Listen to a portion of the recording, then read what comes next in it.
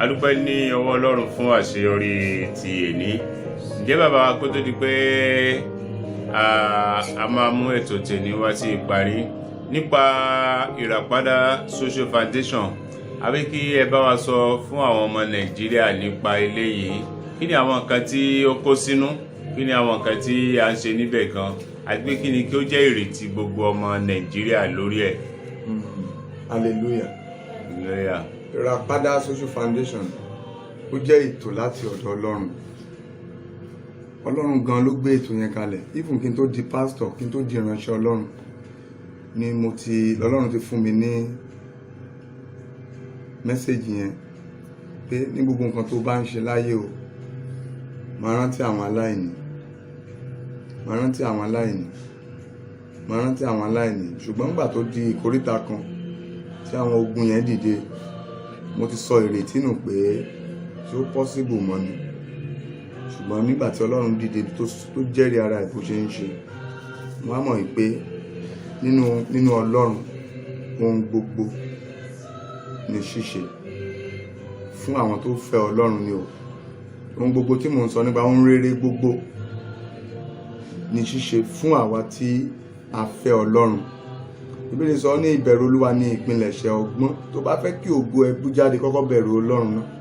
Tó bá fẹ́ bọ́ lọ́wọ́ ogun ìdílé, kọ́kọ́ bẹ̀rù Ọlọ́run náà. Tó bá fẹ́ bọ́ lọ́wọ́ ẹni ogun tó lè dojúkọ ẹ, kọ́kọ́ bẹ̀rù Ọlọ́run. Mo fi ìbẹ̀rù Ọlọ́run mo fi sí. So mo dẹ̀ rí pé Ọlọ́run gbàkóso at the end of the day.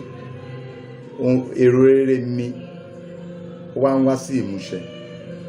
So òun ló fa Social Foundation, Ìràpadà Social Foundation yẹn. Ibẹ̀ láti fẹ́ bẹ̀rẹ̀.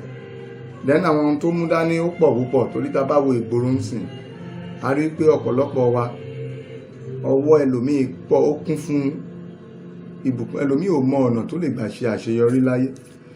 Ṣùgbọ́n a gbé àwọn ètò yìí kalẹ̀ fún àwọn aláìní, àwọn tí ó kù díẹ̀ káàtó fún. Last week I was even thinking, nígbà tí mo wo ara mi pé nígbà tó ń sọ fún àwọn aláìní, kí ni ìwọ náà ní? Mo wá wò pé kò sẹ́ni tó wà láyé tí ò ṣẹ́ àwọn kan. Bí wọ́n bá rọra pé ò ní 1 naira lára, àwọn kan wà tí wọn ò ní 50 kọ́bọ̀. So mo rí pé nínú 1 naira yẹn, ara ẹni tó máa gbà nínú 1 naira yẹn tí ayé ẹ̀gán máa yí padà. Tẹ́ bá wo nígbà tí a ṣe palliative àwọn, nígbà tá à ń pín àwọn, Ọlọ́run lò wá láti pín àwọn oúnjẹ kọ̀ọ̀kan nígbà crisis COVID-19 yẹn. So àìmọye advice lóríṣiríṣi, dáàdì kí ló ṣẹlẹ̀? Ẹ̀yin tẹ́ ẹgbẹ́ oúnjẹ wọ̀nyẹn kó sílé kẹ́ máa jẹ, mo ní tí n bá jẹ, mo ní ó lè bọ́ sí nǹkan míì. Ẹ jẹ́ ká fún àwọn kan tó jẹ́ pé wọn ò tún ní oore ọ̀fẹ́. Ẹni tó lóore ọ̀fẹ́ láti pín about 3 to 4 bags of oúnjẹ. Ṣé mọ̀? Ara ẹni tí ò lè ra one rubber fún èèyàn, ibẹ̀ lára ẹni tó ní tí ò lè fún aláìní, oore ọ̀fẹ́ ni. So ìdí tá a fi gbé ètò yẹn tí Ọlọ́run fi ní ká gbé kalẹ̀ nìyẹn, because it's order from above. Kì í ṣe èrò inú èmi bí kò ṣe èrò inú Ọlọ́run ọ̀gá ògo. So a dẹ̀ dúpẹ́ lọ́wọ́ Ọlọ́run.